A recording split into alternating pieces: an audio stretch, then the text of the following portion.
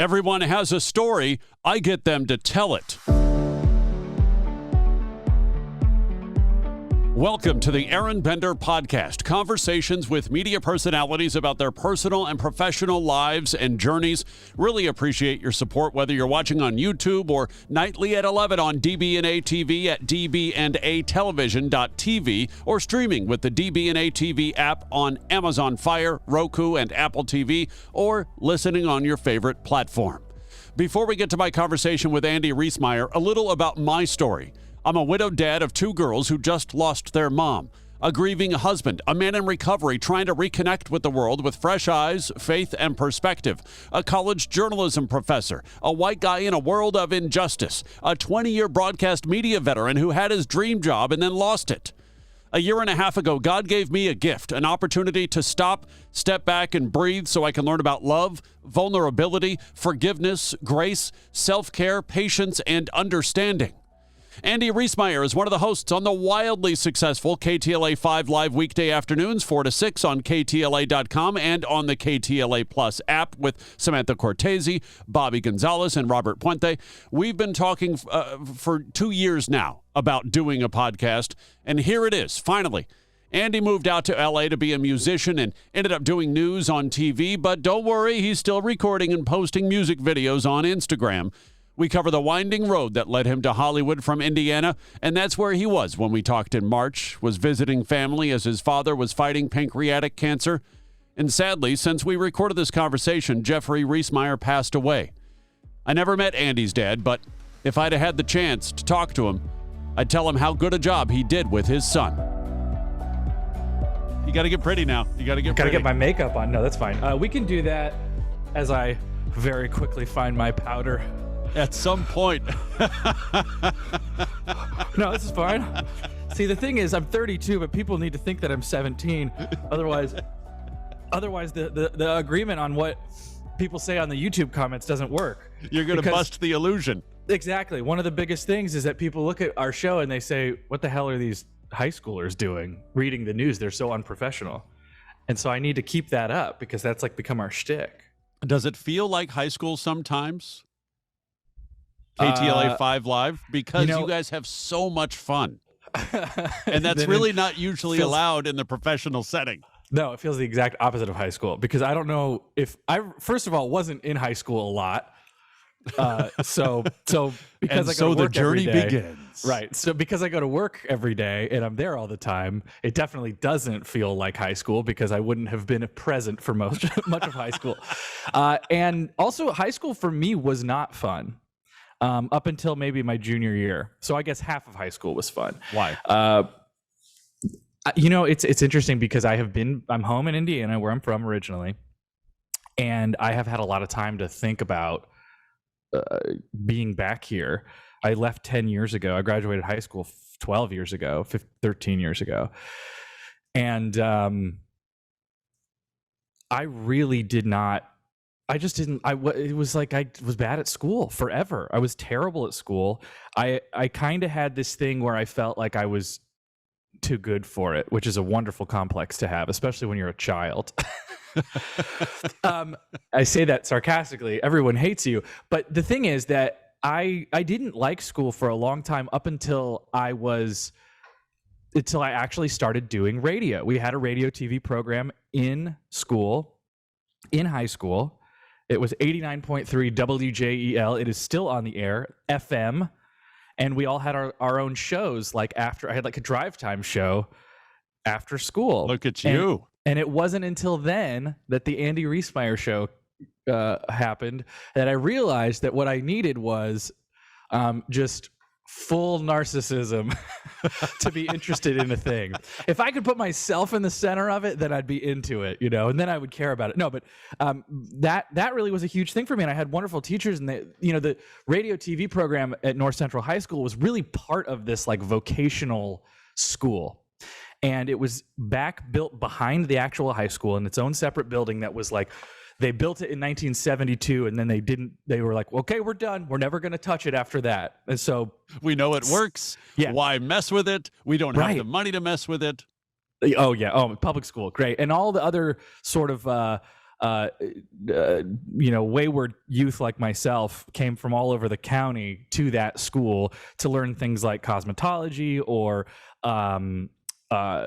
cooking, auto body, all these sort of like vocational programs. All of which, by the way, you use on a regular basis on KTLA 5 Live. Honestly, you should see the fender work that I do to the 5 Live trucks, because we don't have a ton of money in local news, so we're all pulling double duty.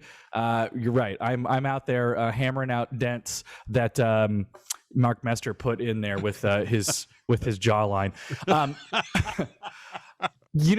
Okay, so here's the deal. I was going to say surfboard. For the record, I was going to say Mark Mester's surfboard. You took it to jawline. I mean, look at the man. He is a beautiful man. A specimen. They will write books about him. Art is being made as we speak, and a good cook. But all these kids, in this high school program, and like I said, there's radio, TV, and cosmetology, and auto body, and engine repair, airplane engine repair, all these things that I think for a lot of people, myself included, were really bad at the rest of school. But they got to do this program. I sound like Mike Rowe when I say this, but it's honestly true.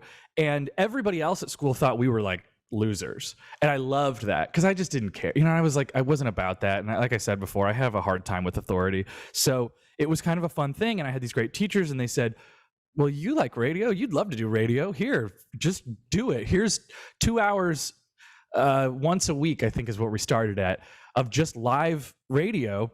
And so I sat there in 2004, 2005 probably, and I played The Fray, and I played Jeff Buckley, Hallelujah, and I played all these Augustana, and I got to talk in between it and like practice hitting the post, and then eventually got it into more talk radio format. Which is really the only reason you got into it to begin with. I mean, for real. And I remember them being like, you probably should play some more music. Because... it's funny because I drove by that place on the way over here to the office where I am currently doing this fantastic podcast from. It really is incredible to think about how that was like the start of it for me, and how far that I have come from that moment. And that, like, you don't really get a lot of those. And so it feels really good to feel like that's a thing to be aware of. We'll talk about some specifics about your career journey, because I am literally just going to have you read the bio off your website, because it's way too much to cover in one episode of podcast. So we'll pick it apart after you read it. But I want to find out, you mentioned something there. You've got this problem with authority. Where's that come from? What's the deal there? Do you have brothers or sisters, or was it like only child rebellion? What's the deal, man?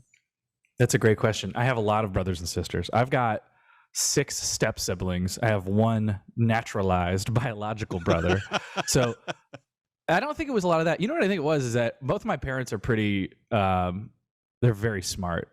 And my dad has always been like the smartest person I've ever known. And he was very good at, and both of my parents were very good at raising individualized people. And I think that was on purpose in a lot of ways. And for some reason, I don't know, and I don't know if it's because the way that whatever my brain chemistry was, or the time that we grew up in the world, when there was all of a sudden the internet and a lot of distraction in the early 90s, mid 90s, when I was really like a kid, my formative years or whatever. Right. And I think that I was really into a lot of adult stuff. Like I remember being a kid and just wanting to be an adult, and being in this headspace that said, I want to drive a car. I want freedom. I want to be able to do a job. I want to be considered an adult really bad. I really wanted that.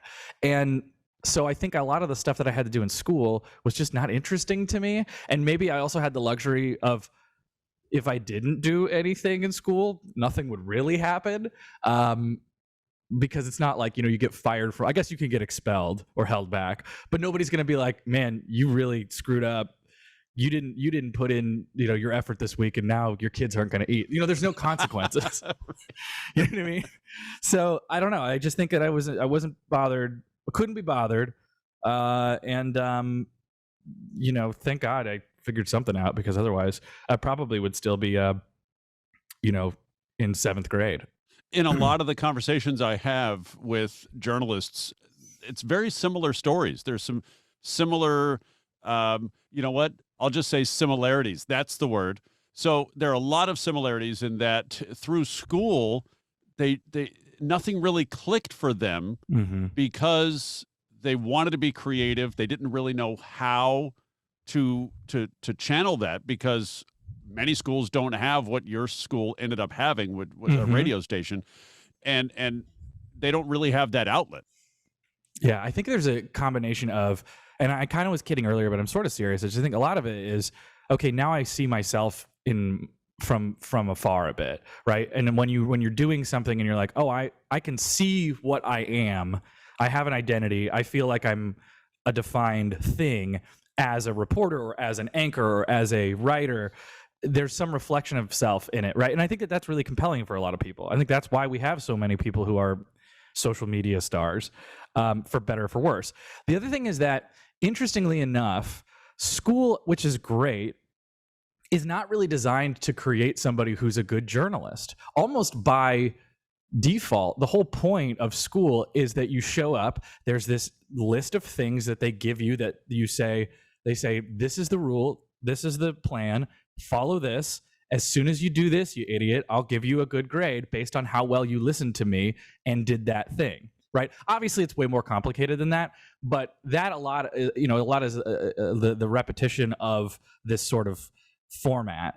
And I think, and not that I do a lot of this, but a lot of the really good journalists say, okay, I see the syllabus, I see what the elected official is telling me. I see what the celebrity is saying in this interview, but what the hell is really going on, right? And so I think that you kind of have to have this skepticism and this challenging of authority thing built into your DNA in order to be a really good journalist, because your bullshit meter has to be able to be always on. Right. And I hadn't ever thought of that until you just said it, and now I feel like I'm going to write a book about it. Add that to the bio. There you go. So you've mentioned a couple of times that you're in Indiana. Yes, sir. Why are you back home? I'm back visiting my family. I have talked about this on the show a little bit, in that my dad has pancreatic cancer, which is awful. He was diagnosed 2 years ago with it, and he has been battling it ever since. And so got a chance really to go back and spend some more time with him. And, it's a grim thing, and there's no sugarcoating it. And I've been trying to sort of selective about what I'm sharing with the audience, because I don't really want, what I don't want to have happen is that there to be this I don't want to share too much, if that makes sense. But he, was doing treatment in LA, and now he's back in Indiana, and we're looking at other treatment options. But really the whole point now is to try to just say, let's make him comfortable, and let's all try to be together for a little bit. Luckily, most of the people in Indiana and most of my family has been vaccinated against COVID-19, a novel concept, something that we probably would never have in California for at least a while. And it was sort of the first opportunity that we could all be together for a little while. So I just said, okay, let me do that. I'll pick up the show. I'll go back as long as I can be here. And I'm doing the show now from my mom's office. She owns a business here, and this is where my first job was, actually, as a filing assistant, and I would file papers alphabetically in this room. My first job was also at my mom's company. And it was a lot like what you just described. There was a lot of papers and some calculators. Oh my God. It is. I'm so happy. To go back to what we were talking about earlier, where I was when I was here last, doing work, and I just wanted to die because I was so bored and I was so bad at it. I mean, it was literally you go into work every day and there's these boxes, you can't see them, but there's these huge boxes of files, just individual papers, thousands of individual papers, and you would look for the name of the person, and you'd put the name of the person. You put the paper in their file, and their files could be anywhere in this space.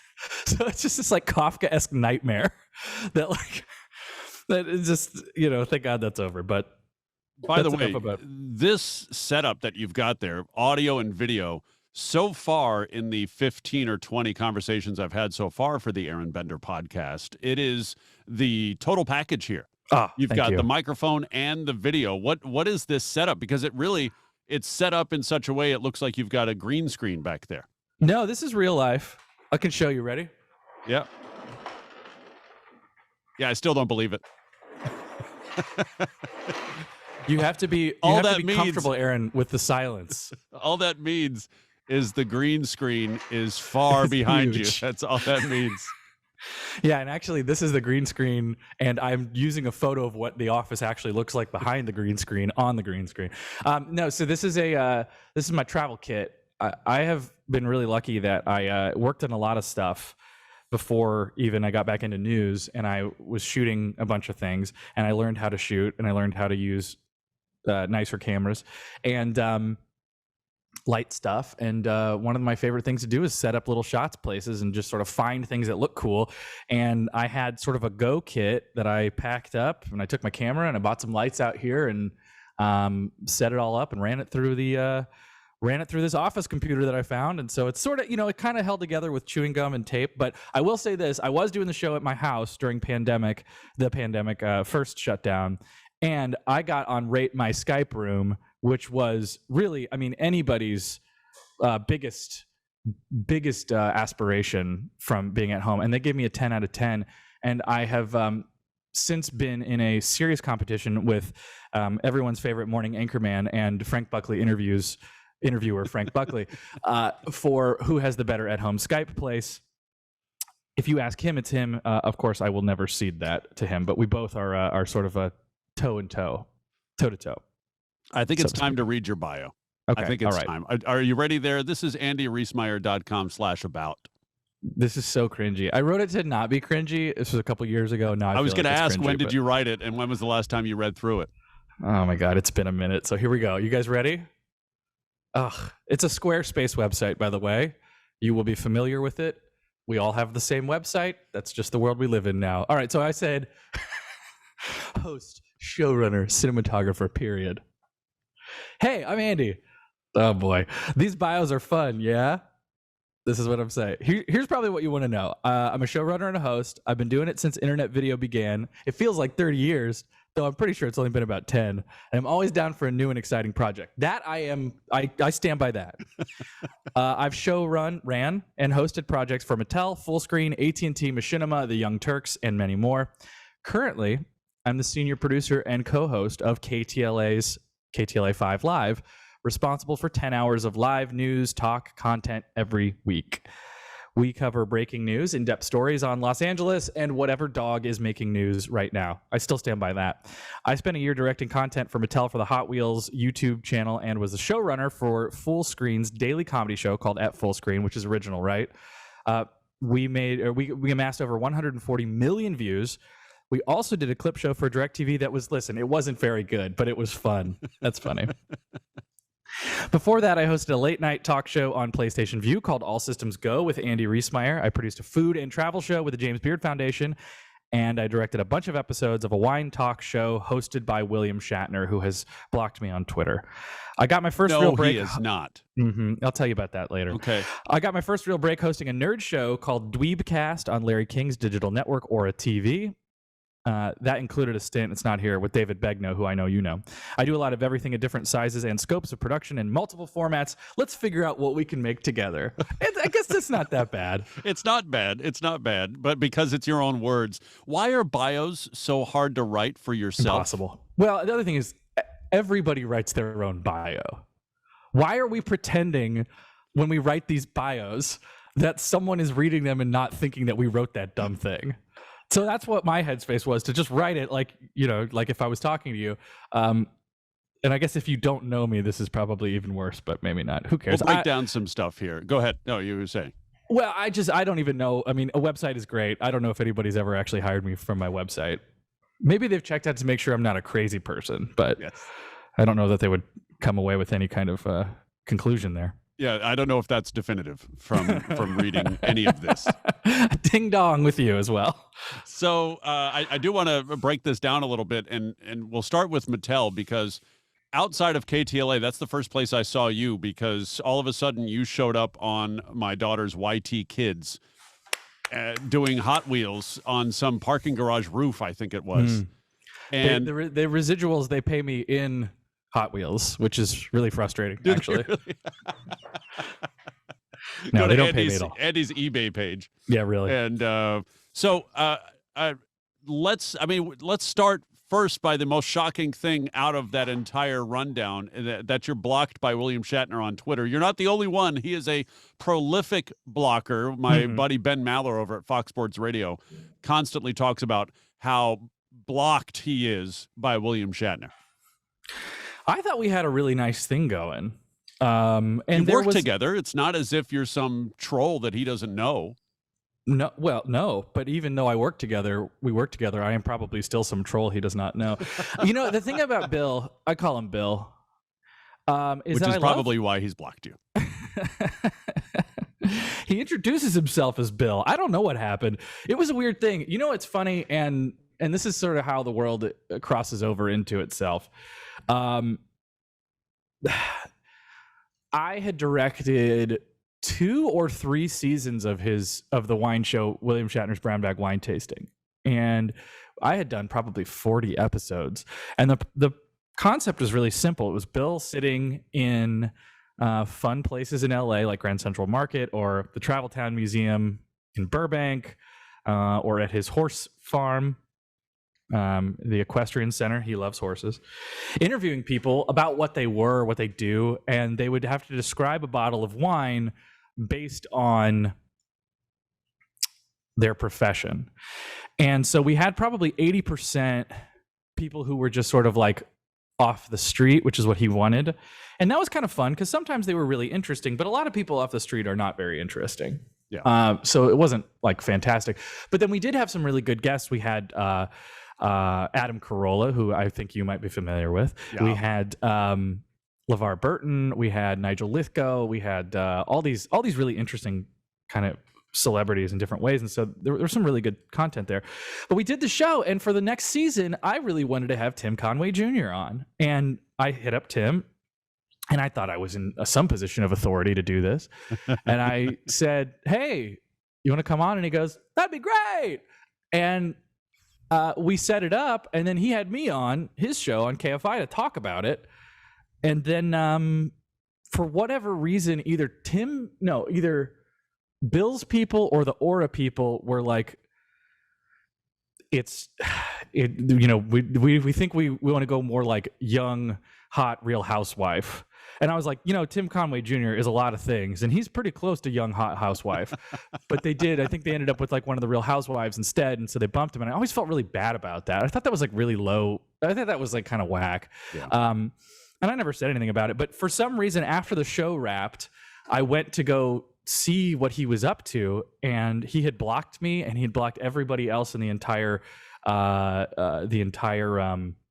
production. And I have no idea why. But I've told this story many times. Yeah, it's like not a great story because it's like I don't know why he blocked us, but one day he just was no longer going to be a part of our, I wasn't part of his thing. But it's fun to work with him because he's really funny when he's on. And he's got so many interesting stories, and he's such a character. And he's like, one time I saw him before we shot, it was like 7 a.m, and we were going to do an interview at the Grand Central Market downtown. And we were going to interview this chef and butcher named Jared Standing, who we ended up doing the interview with. And it was an amazing interview, beautiful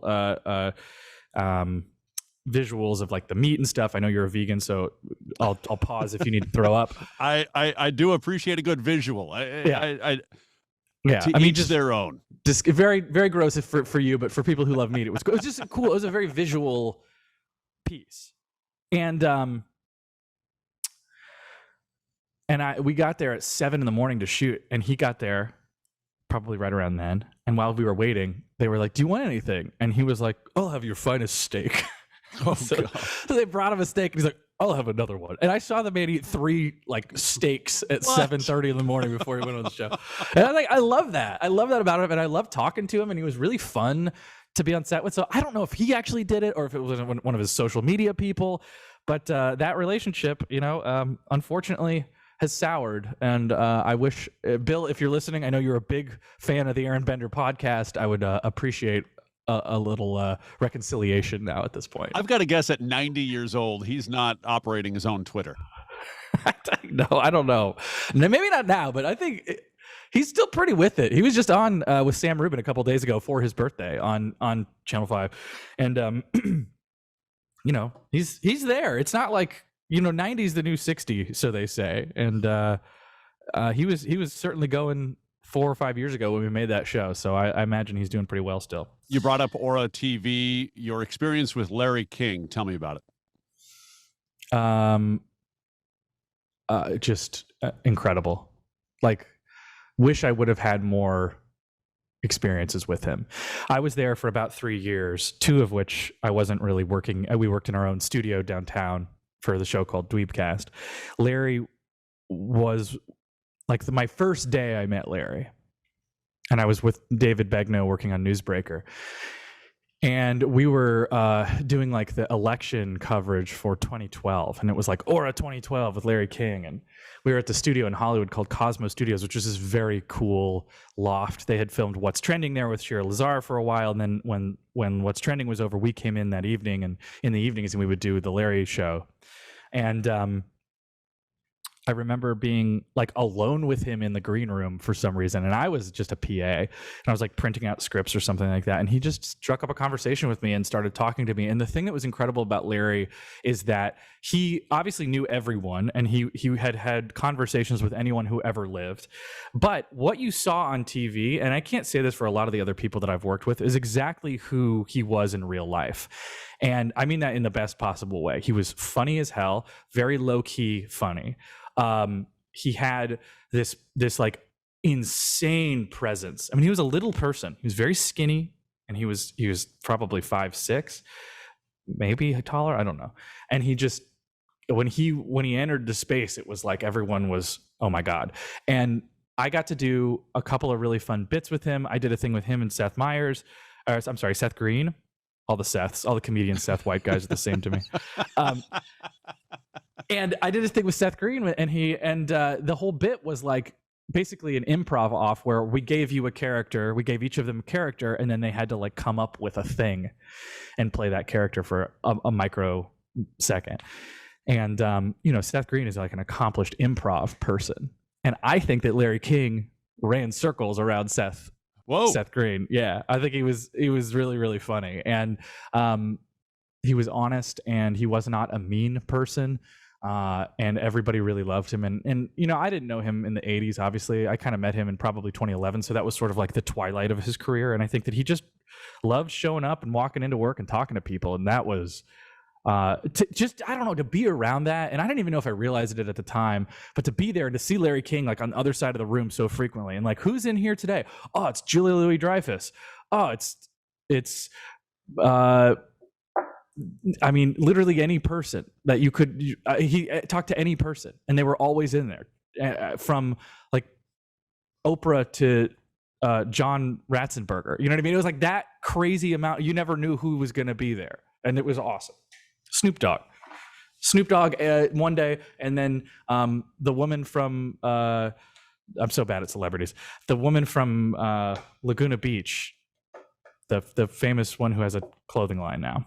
LC, Lauren Conrad. Oh, Lauren Conrad. Okay. And, Yeah. and I was going to say, this is why when Sam is out, they don't ask you to fill in. They ask JoJo. That's exactly right. Yeah, because I just, you know, the celebrity thing, I'm bad with, this is a bad thing if you're a journalist and a TV person. I am so bad with names. I'm trying to be better about it. But, and just remind me, what was your name again? One more. Just... I actually, so I've got this green screen behind me, and prior to, like I said, a couple of days ago, I've not really been posting videos, so it doesn't really matter. But I want to find out from the TV expert, especially somebody who's battling Skype room spaces with Frank Buckley. I've got these wings over here, you know, these wings on the on either side of the green screen. I want to just kind of get your opinion on, I mean, should I move my desk closer and just be surrounded by the Northern Lights traditional Zoom background, or should I put my logo? Should I go like a step and repeat background? You know, I love what the do you mix think of digital and real life. So if it was me, I'm serious, I would play it up where I would make the background like a window that you're sitting in front of, and then I'd trim the sides of the green screen. I'm serious. I'd trim the sides of the green screen with like mullions and maybe like some cool wood paneling to make it really sell the vibe that you're in a lodge somewhere up in Canada. But still leave these sides. Yeah, leave the sides, but make them, like inform them. Or what you could do is back your camera up farther and get a zoom lens, and then whatever camera you're using, just zoom into yourself so that you'll compress the background. That's just it. So I've got, I'm using a Mac right now. There's no zoom on it. So if I wanted to, like, here, hold on. Let's just put this here. This is great, by the way. This is what people are watching. This is what they want to see. Well, I told you I was going to use a minute clip, and I think this should be it. Yeah. So let's see if I do this. Yeah. Right. Oh, right. But see, what you're dealing with there then is that your lens is so wide that then the microphone becomes huge and your face gets distorted. And what you want really is, I mean, that looks. Aron Bender, famously only 3.5 feet tall. Yeah, I can't do it. It's not bad. I think that I like that. It reminds me of this video game called The Long Dark, which is like a survival game when you're up in the northern Canadian hinterland or whatever. You play any games right now? Do you have time? No, I mean, no. Obviously you're in Indiana. I don't imagine you packed some, the 5 PS5s you have. No, I know. And I'm very rich, so I certainly do have 5 PS5s. Just kidding. No, I don't. I'm not. I used to do video game content a lot, and I just kind of, once it was a job, I was like, oh my God, I can't do this anymore.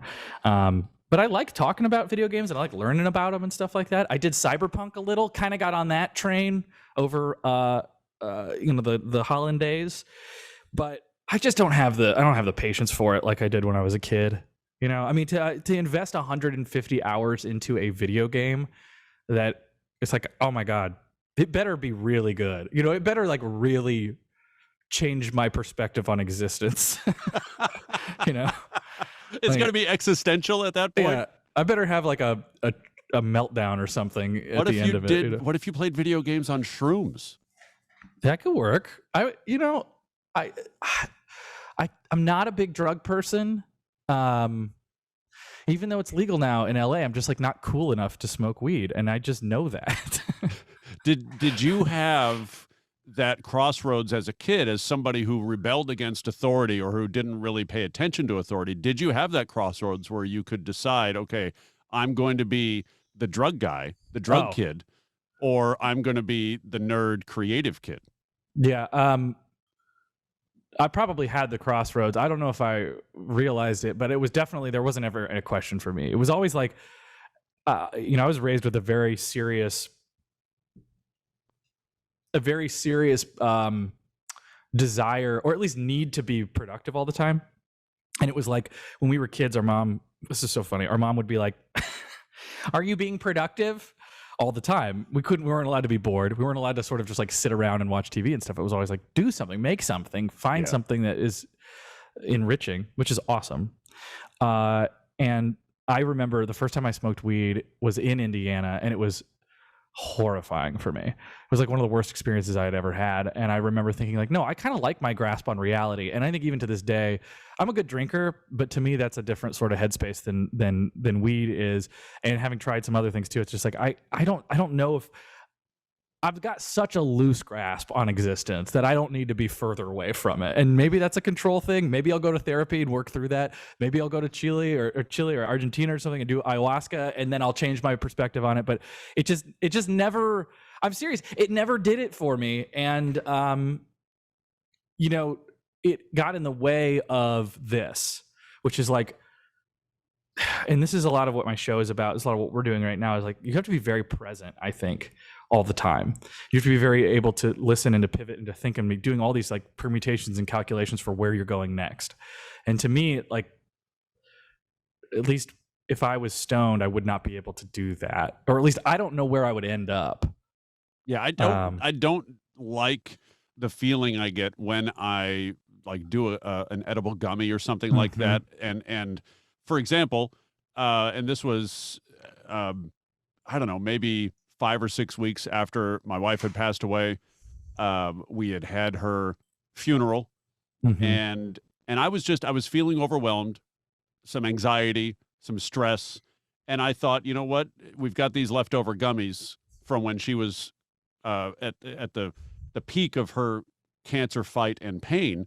I'm just going to take one, thinking that it was like, I think I thought it was 2.5 grams of CBD, or milligrams, not grams, but milligrams of CBD. Right. It turns out it was 10 milligrams of THC. Sure. And so I took it maybe about an hour and a half before I was to go to sleep. And my daughters often end up sleeping next to me because that's the bed that they would sleep next to mommy in. Yeah. Yeah. And I remember needing to fall asleep before they did, and crying because I felt like such a bad father. I'm like, oh my God, she's left us, and what am I doing with my life? I'm never going to be right again. I know what like, this is the type of father I am, that I'm now doing edibles before bedtime. I don't understand, and maybe it's a genetic thing, because my dad, even through all his cancer and stuff like that, had the opportunity to do anything all the way up to morphine and hydrocodone, Oh, yeah, and of he's course. still like, he doesn't like it. He hates it. He's like, I don't like being not here. I don't like being in a different place. And I think same thing for my wife. She had all the opportunity to take all kind of like CBD oil and whatever. What is the concentrate? What is is it the dabs? I don't know. Yeah. I don't even know. Hey, all the kids in the chat, let us know. Comment below what you think I mean. Your favorite cancer drug. And she, I think at the height of her pain, was only doing like 3 to 5 oxy pills a day. And the pain management specialist was basically saying, the level of cancer involvement you have now, I have seen other patients do 10 or 12 or 15 and still not touch the pain. She was a warrior. She was an absolute warrior because she did not want to live life out of it. Yeah. And I think it's a really awful point where you have to start making that choice. And I cannot know what that is like, but I think that, and it's incredible because it's also a little bit for us too, because he doesn't want to feel, while he's here, he wants to feel like he is here, and so that we can spend time with him. And that, I think, is a really, it's incredible, the things you learn about it and the things that you learn about people and the way that it teaches you and how it makes you reflect on what you are and what you do. And unfortunately, too many people go through it and are going through it, and it doesn't stop. So it's tough. How's the rest of your family doing through all of it?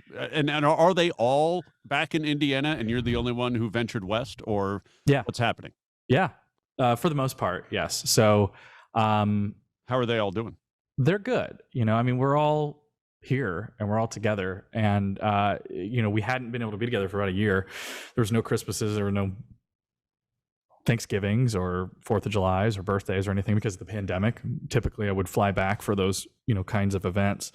And especially given, when my dad got diagnosed in 2019, I was back like every month for a little while. And he had actually been out in LA getting the same treatment that Alex Trebek was getting for about 6 months, and then elected to stop that treatment a couple of weeks ago.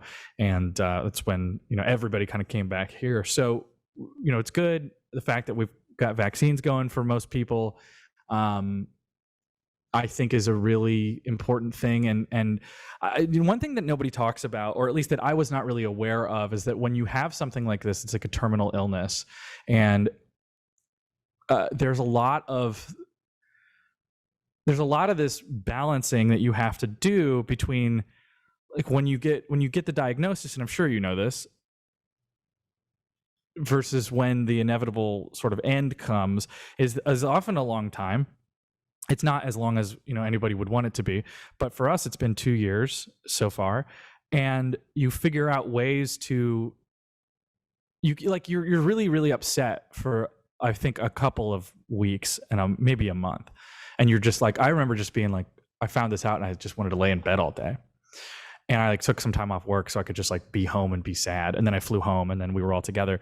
But it's like, you have to reach a point where you say, like, okay, if this person has a limited amount of time left, how can I live a normal life with them and not feel like everything is terrible all the time, because that's not fair to them either. So how can we try to joke together, and how can we try to have fun together and like be close to each other and create good memories together, as opposed to sitting quietly around a bed and talking about when other things happen. So we've been really lucky because he, for the most part, has been, has responded to treatment really, really well.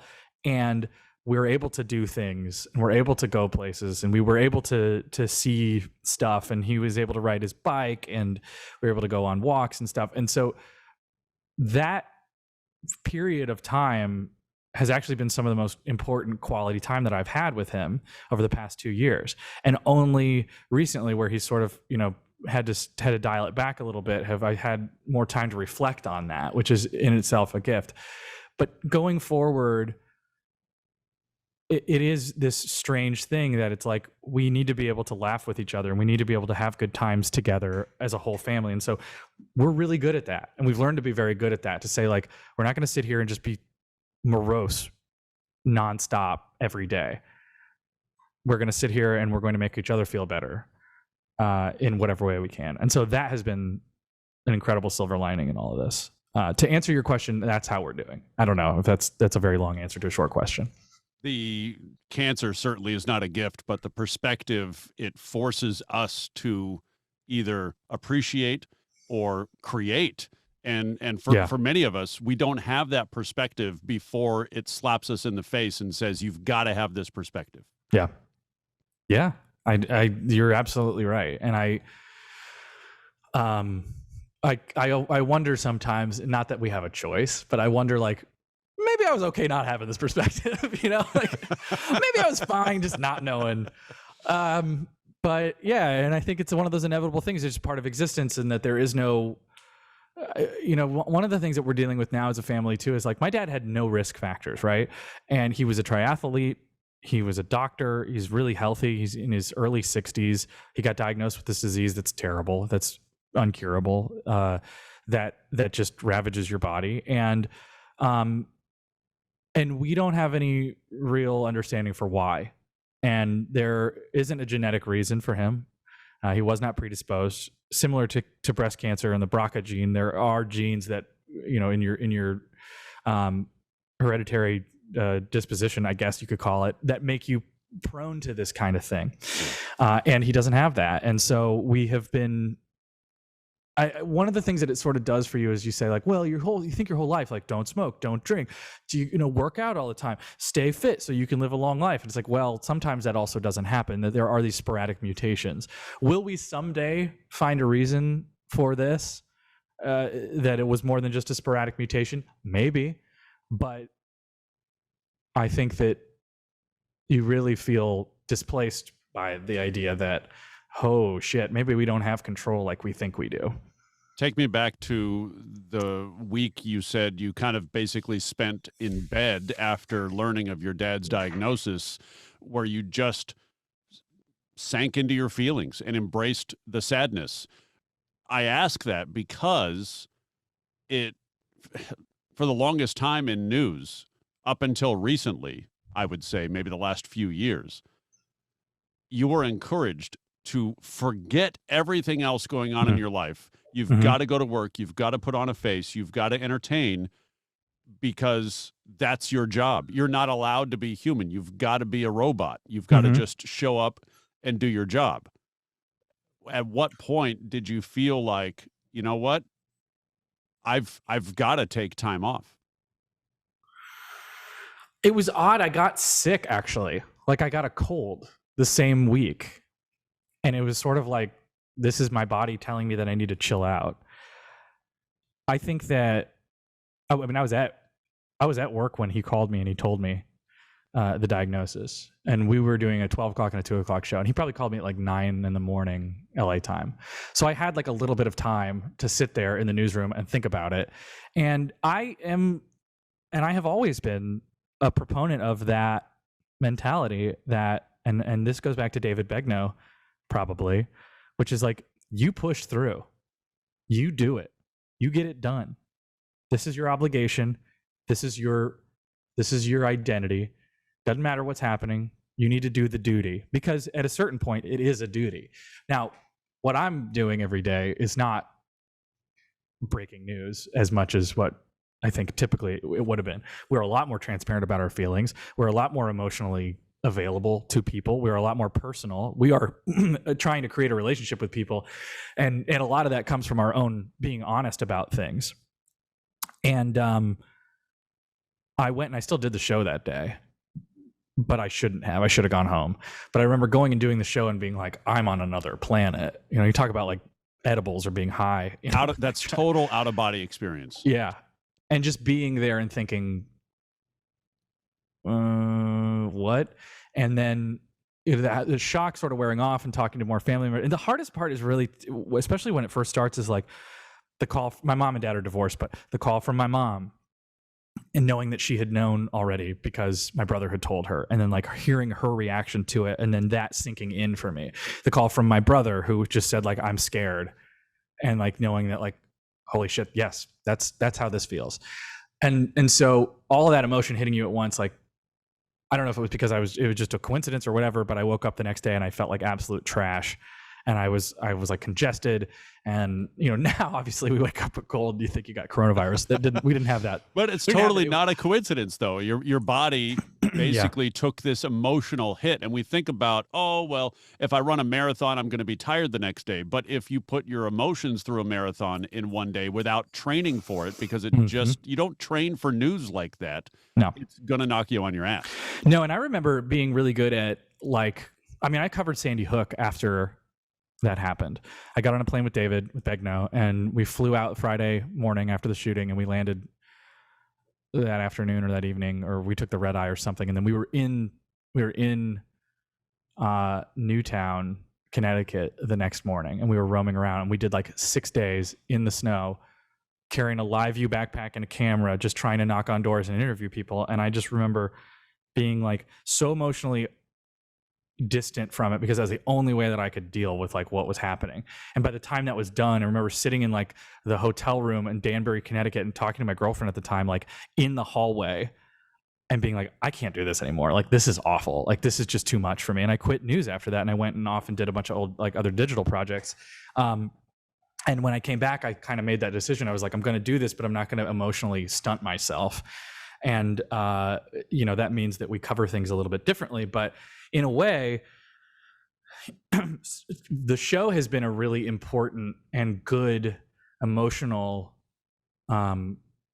barometer for me, or at least something to do. And I have such wonderful support from not only my on-screen people, from Robert and Samantha and Bobby, but Olson, my boss, Jason, who just left, Janine, our GM, like everyone gets it. No one is like, you have to be here in your seat. Otherwise, we'll find somebody else. The pandemic allows us to do the show remotely. Having something to do every single day, waking up and going into a job, whether I'm sitting on the couch, like putting shows together and reading things, and having something to do from 4 to 6 p.m. on air is really important. And it has helped me, I think, not feel like I'm just sitting and waiting for a second shoe to drop. I want to find out, you mentioned, you know, all the people you work with and for. The company recently, the last couple of years, was sold from Tribune to Nexstar.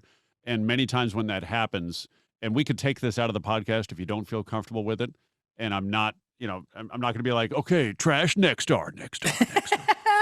But many times when something like that happens, if you aren't the tent pole show, you have some level of anxiety that, okay, when are we going to end up on the chopping block? Yeah. The opposite happened in that over the last year, you not only were supported, but you've got a whole new set.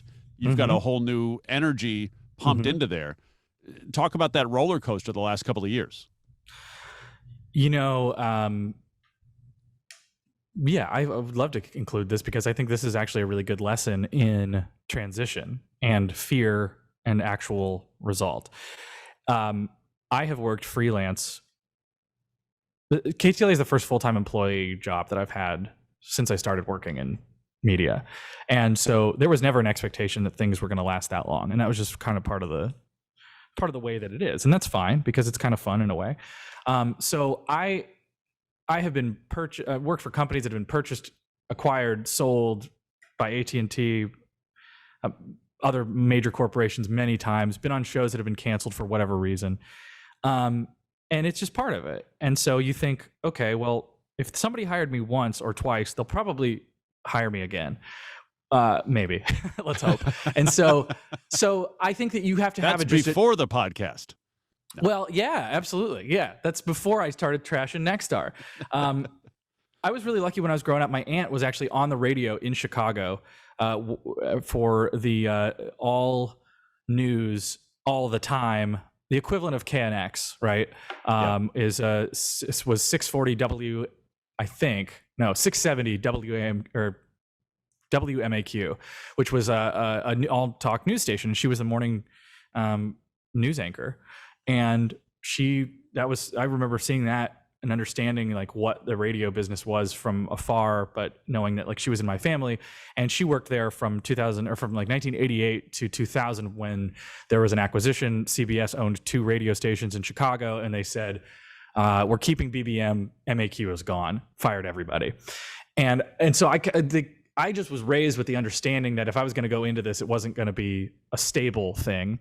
I think that I had done a lot of music and originally went out to LA to be a musician.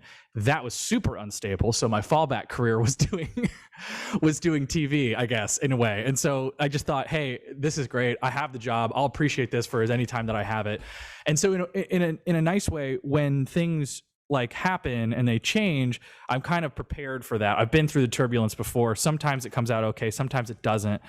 But I personally don't really notice much difference between Tribune and Nexstar because we're so a couple things. KTLA is like the crown jewel of anybody's portfolio. It's the number 1 station in Los Angeles. It's the number 1 station in the Nexstar portfolio. And in a lot of ways, when you're making that much money, I think the whole goal is to say, let me not screw this up. And so with Jason leaving and they're going to replace him with this new guy, I'm really hopeful that he also will have that mentality. And the reason I think that probably will be the case is because Janine Drafts, who is our GM, has a lot of the similar mentality of, I just want to make it continue to work. I'm not coming in here with an ego to try to make it in my own name. And she's been so wonderful and really has continued on that legacy. It's easy to read things like news broadcast blogs and to think that it's terrible and like, oh, this is awful and this is weird. But I think that we already operated on a shoestring budget for our show. We are digital. We are no threat to anyone, and we're inexpensive and we're cheap and we're down to do whatever and to pivot in whatever way. And so because of those things, I think that we make ourselves more valuable that way, as opposed to just being like, if I was working at a station where I was just a weather person or if I was just an anchor, because we are so involved in our production and in our destiny that we have, I think, a lot more staying power. Now I say that, and I could be that we all get fired tomorrow, but that's just how it goes, I need to put out the podcast quickly because it may all change in April. This information, stand by for updates to this developing story. Now, you do understand I brought up the company and I brought up the show because I'm really talking to you just to get to Bobby. Yeah, well, we all are. And good luck, buddy, because it's his birthday and I didn't even know that. He wouldn't even tell us. So you think things are tough. Yeah, I know. You guys were in cahoots. Well, not cahoots. You were in competition for a little while there because he was, of course, the producer of the News Directors podcast, and the News Bender podcast was, they were toe for toe. Local LA. We were competing for guests. That's true. I only called David Begnaud after I heard him on the News Director's office. Well, good. That's good. David Begnaud is a remarkable human being also, and taught me how to work for sure. And I in a way, I'm glad there's not more people like him in the business, because it would be a lot harder. Because there'd be a lot more competition. But I also wish that there were more people in the business, because that guy he's a very, very hard worker, and he pushes people to be the best possible version of themselves. And I am so thankful that I got to sort of study in the house of Beg. One of the ways we know each other, I think the initial meeting has been a few years. You were a big fan of the Tim Conway Jr. show on KFI. Absolutely. I was the longtime anchor on that show, and you wanted to get Tim onto KTLA 5 Live. And Tim doesn't always do shows like that. And so I said, would you mind settling for Bender? And you're like, sure, why not? So I came on, we had a great time. It was fun. And then I got fired from my job. You guys were gracious enough to have me on shortly after that. But then one of the cool things was that you were brought on board to perhaps replace me at KFI. Tell me about that experience. Was that your first radio experience since high school? Yeah, like in a real capacity. Absolutely. It was so weird because, like, what do you do? You know, like, how do you say no, but also should you say yes? And to be fair, they never actually ended up offering it to me. Gina Grad is just too good, and I get it. Gina's I understand. amazing. Yeah. So I'm happy that she got the job, and it honestly made me feel it was like such an honor to be able to just do it and to be considered for it, and to be brought back a couple times to like test for it. I realized, and I think anybody who listens to this who works in radio knows this, is that it is the goal of all y'all's job to make it look so easy. And you do, especially you guys on that show. And the things that I loved about Conway, and still love about Conway, but it's just the sort of effortless entertainment that it is. Totally. And it is remarkable. Like the way that you guys, and I will give you the credit on this as well, the way that you and he and your chemistry and dynamic, and the way that you guys, he zigged and you zagged, and would always just support each other and and each other and continue the bit and do it in a way that wasn't like, look at me, I'm doing something funny, is so remarkable. And I remember getting the call from Chris Little, or an email maybe from Chris. And it was weird because you had just kind of evaporated, and there hadn't been a lot of talk about that. And we were trying to get you maybe to come and do our show. And they said, hey, there might be an opening here for anchor for Tim. And I was like, oh my God, what a dream that would be. And my headspace was always like, I really loved radio since I was a child. And I found KFI because I missed radio from Indiana. And I used to listen to the news talk radio station here, which was WIBC. There was a Radio Now was the FM station here, Smiley in the Morning. There's all these people who have been like on the radio for 30 years, and they still are here doing the radio, and they are just a part of the fabric of the city. And I just always thought that was the coolest damn thing in the entire world. And so I found that same sort of community in KFI, and I would always listen to you guys going home at night. And my show, we tried to create the same kind of a relationship that you guys did for your audience. That's still the thing that we do every single day, is we try to say, how can I create a community, whether that's through the Facebook group or just being honest with people or connecting with people and listening to them and talking to them about stuff and telling stories and having a good time. Like, how can I do that, in a way that feels like it's, I don't know, that it honors the thing that you guys did, the spirit of that. Well, one of the things that you mentioned, I shouldn't say one of the things you mentioned, one thing I thought of earlier in our conversation was the idea that you actually, KTLA 5 Live, if you just close your eyes, it feels like a radio show because of the type of show you run and the type of, authenticity and transparency that you guys run that show with. Well, thank you. I mean, that's a huge compliment, and I think that that's on purpose in a lot of ways. I mean, I have KFI on all the time. I mean, it's literally like from Handel to George Norrie, I hear it all. And I don't know. And I think that, like, when I was asked to do that, it was like, I mean, if you grew up watching David Letterman forever and it was like in your head all the time, and then somebody said, hey, you want to come try to be Paul Schaefer? You'd be like, yeah, I'll try. Oh my God. Okay, I'll try. But then you're like there and you're like, I don't know how to play the piano.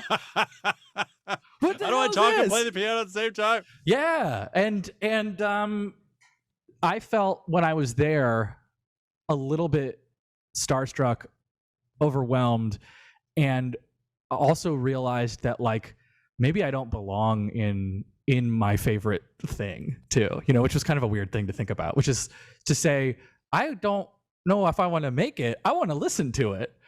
And, you know, they went with Gina, obviously, and that was awesome. And I think she's great. And I love her on Corolla. And obviously that KFI had some downsizing or whatever happened, and they don't even have a full-time radio person or news anchor for Conway anymore. And I just, you know, it would have been really hell for me to try to do both. And I also kind of came away thinking that I've obviously listened to Tim a lot, and I think I've emulated Tim, and I don't know if there should be two people trying to be Tim. And That's in a lot of ways, go ahead. Go ahead. No. Go ahead. Please, you, in a lot of ways. In a lot of ways, I think that is the role that I play on my show is, I mean, it's very equitable between me and Sam and Bobby and Robert, but I think that I'm definitely not like my own sidekick, if that makes sense. And I think that I've been, you know, like on the shows that I've worked on, I've been sort of like my own host or whatever. And so I think it would be, I probably figure it out, but it wasn't super natural for me to get into that position to be like, oh no, I need to be supporting this in the way that they are supporting me. And so I think that would have been some friction. Not that like we couldn't have figured it out, but I don't know. I think the really at the end of the day, I just like to hear it. I would like to hear it. I don't know if I want to make it.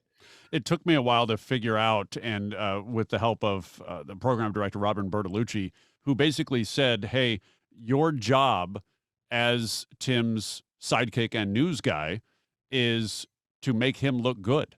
Mm-hmm. And to set him up however you need to set him up or whatever. I don't know if she used all those exact words, but that's basically what it was. Mm-hmm. And I think prior to that, I was trying to do too much. I was trying to be too much, be somebody I'm not. I'm not a host. I'm not a very good host when it comes to doing radio. You know, you give me an 8 to 10 minute segment, and I don't know that I could necessarily fill it. I love having conversations with people either on my team or a guest, but talk show host, I am not. And once I got that in my brain, that I just need to make sure that he sounds as good as he's supposed to sound, all was good after that. But prior to that, it was rough. It was a rough transition. And I told him, I've said it on the air before, I was like, I don't know if he's really KFI material. Because there's nobody like him. There was no show like his. No, even and it's funny because I listen to radio now when I came back to Indiana, and it's the thing that nobody has, right? There's a lot of people on radio who are pissed off, who are saying things that sound pretty good, who are saying things with a lot of conviction, but there is nobody doing it in a way that you'll listen to it and you'll leave with feeling like the way you feel after you listen to Tim. Yeah. And it's a combination of his charisma and his humor and his goodness and his sort of self-awareness. And I mean, I don't hear him being, I don't know. No one is like that. And it's like, just, there's something so sweet about that. And it's in his father as well. But it's not like overly, I don't know, it's just like an honesty and it's an earnestness, and it's just, nobody has that here. There's a lot of really good radio here, but nobody's got that thing, and that's, you know, that's something to be in awe of for sure. But I think it was kind of interesting to hear you talk about that, because I don't think a lot of people, especially at least in our industry, are ready to take sidecar. I don't think they're ready to sit in the passenger seat. And I wondered if, you know, it's a pretty cool thing to realize. I guess you maybe have to realize that, because otherwise you don't have a job. at some point. Yeah, at some point.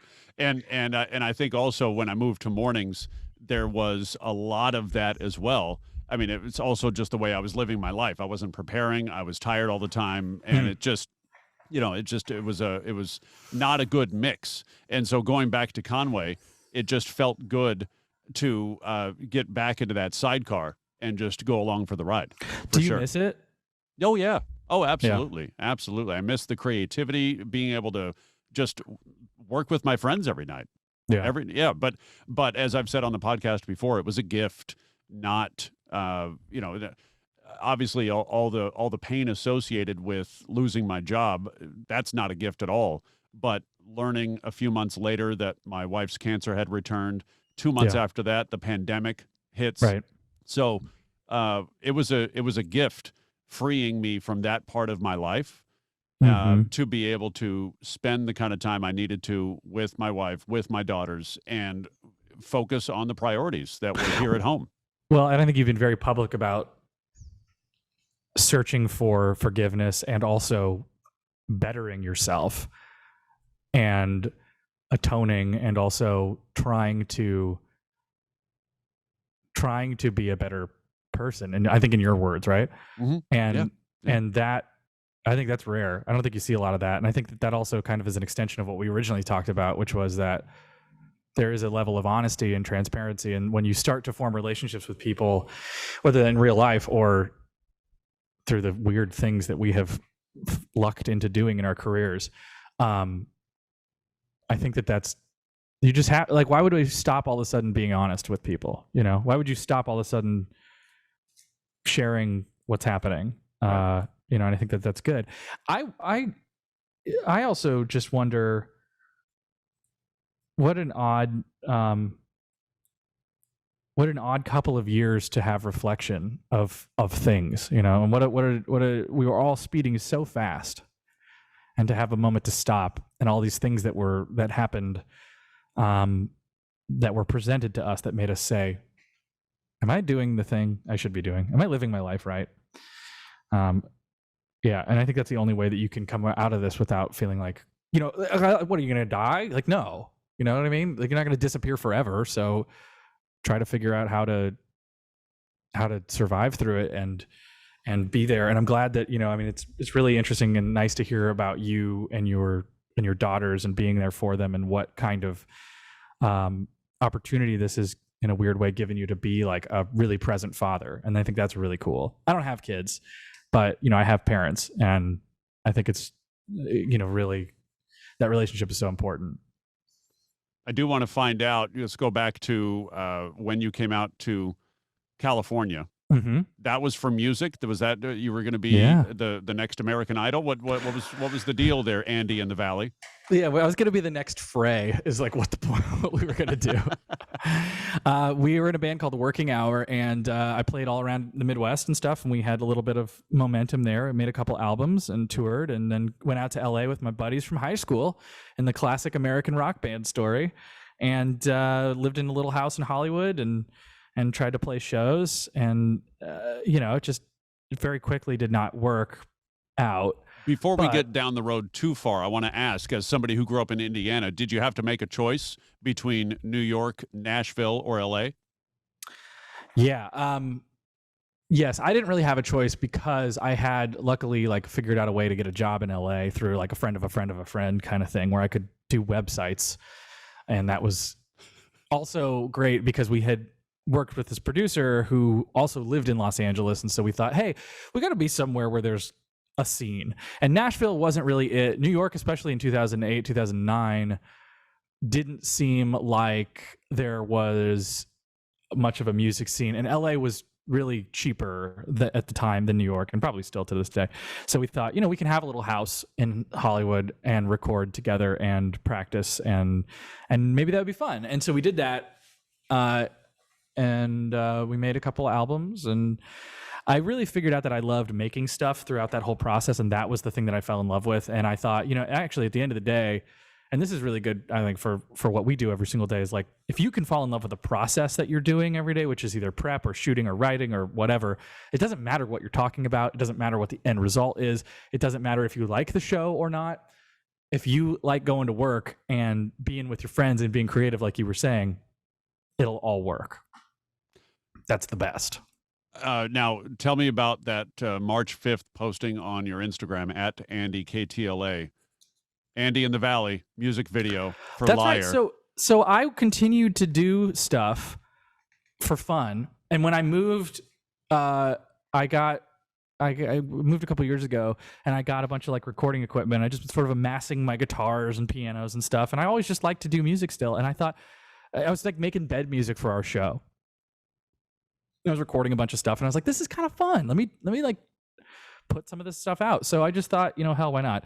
The song Liar sounds like it is about a relationship, and it is written in that way, but it is a fictional story, sort of, about a very famous liar who sold a bunch of people a bill of false goods, and then it all came out that was a lie. So I wrote it about that because I kind of figured that there was lying going on, and nobody else was believing me. So I wrote this song as sort of this like way to I don't know, as a creative outlet, and it was fun. It was really cool. And so there's a couple other songs on Spotify, Andy and the Valley, and I'll keep making them.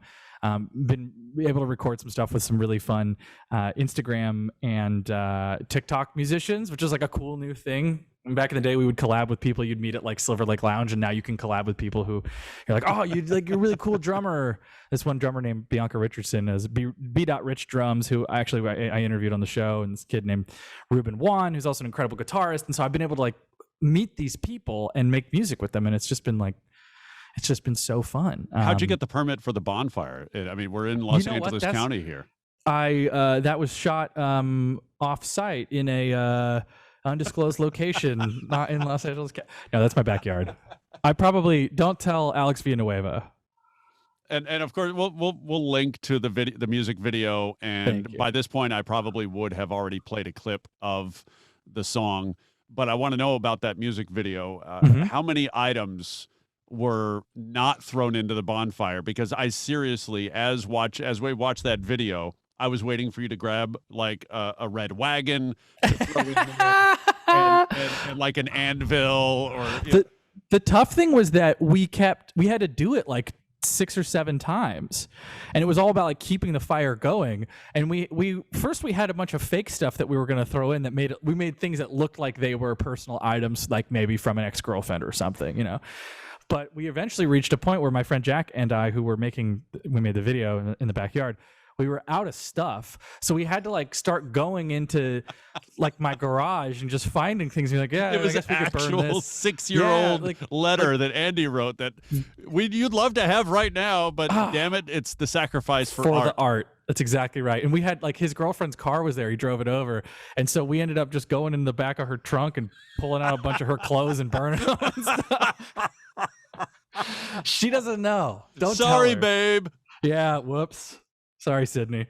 And whatever. It's funny. I mean, it's she was fine with it. She knows. We replaced it, but it was fun. And the whole idea is like, can you make really cool, cheap, simple ideas that work? And that was a fun one. And so I'm very proud of that. We're making more of that stuff. And the thing that I've realized too is it's like being old now and putting out music. It feels like music is for younger people for the most part. So there is this sort of thought of like, do I make stuff that's just fun for me, or do I try to make things that feel like they are current and popular? And I kind of just decided to hell with that. Let me just make stuff that I like. So being influenced a lot by like Tom Petty and a lot of the sort of like 70s LA rock and the sort of like sounds of the Valley, the Jackson Browns, the I don't know, Tears for Fear, like a lot of things that are of that era that I really like a lot because I love the Valley. The Valley's the coolest place, man.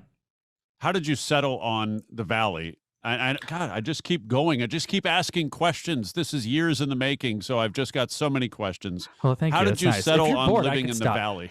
How did I settle on living there, or the name of the record? Well, a little bit of both. I mean, as you work in Hollywood, KTLA is famously in Hollywood. It's like the center of. How did you settle on being a Valley guy? Well, I'd be in Hollywood, but I'm on the internet, so the Valley is for internet people, I think is about how it comes down. Not Silicon Beach? No, oh man, if only. God, it's so expensive. I lived in Beverly Hills for a little while when I first moved to LA. Lived in West Hollywood. in like kind of little apartments and stuff, and bumped around there, working in places. Ended up downtown, lived downtown for a year, and I loved that.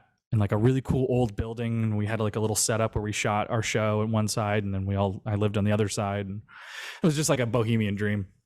But the rent went up like crazy, and I saw somebody jump off the roof of the Standard from my apartment, and I was like, I gotta go. Oh no, this isn't somewhere that I need to be. And so moved up to the Valley because I was working at Larry. I was working for Larry, and our studios were in Glendale, and so I thought, well, I could be over closer to there, and I found a really good deal near CBS Radford. And it's so funny because I was really close to the entrance of the CBS Los Angeles, KCAL CBS station, and I would like be sitting on my patio every day in the afternoons and stuff like that, and I'd see Kai Goldberg drive in, and I'd see him in his huge Suburban and his beautiful beaming presence and his perfect skin, and he's just a vision. And I used to see him driving in like all the time, and I would clock him, and I was like, oh, this is so wild. And now I see him like every day, because he's at Channel 5 now. And so I always have been just sort of surrounding the media world. Then I think I started working on the West Side, and I was working at Mattel, and that was a hell of a commute because I was doing that like every day for 3 years.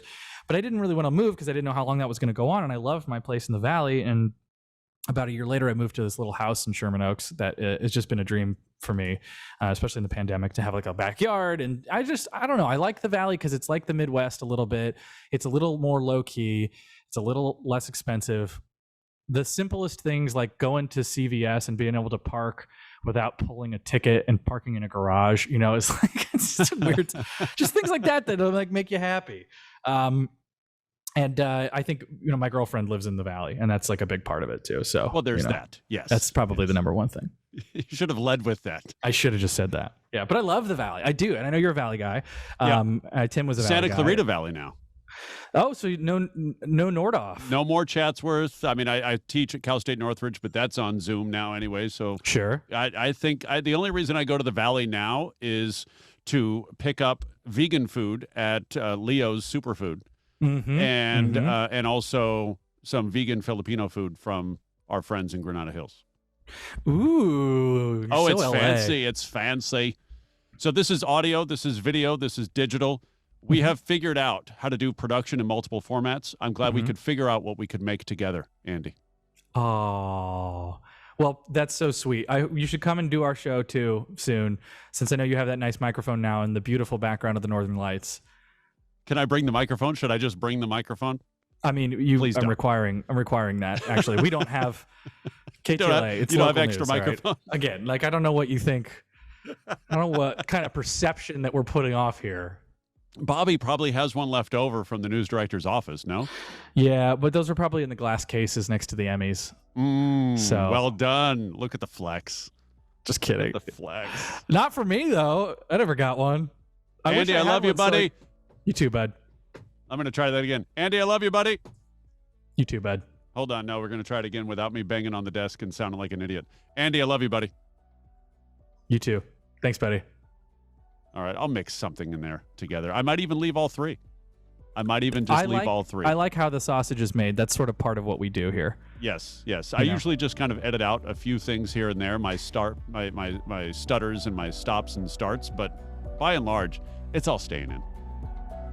Thanks for watching the Aron Bender podcast here on YouTube. You can also watch nightly at 11 on DB&A TV at dbnatelevision.tv or streaming with the DB&A TV app on Amazon Fire, Roku, and Apple TV, or listening on your favorite platform. You can find me at AronBender.com. If you have guest ideas or comments, email me, AronBenderMedia@gmail.com. Be well, and thanks for watching.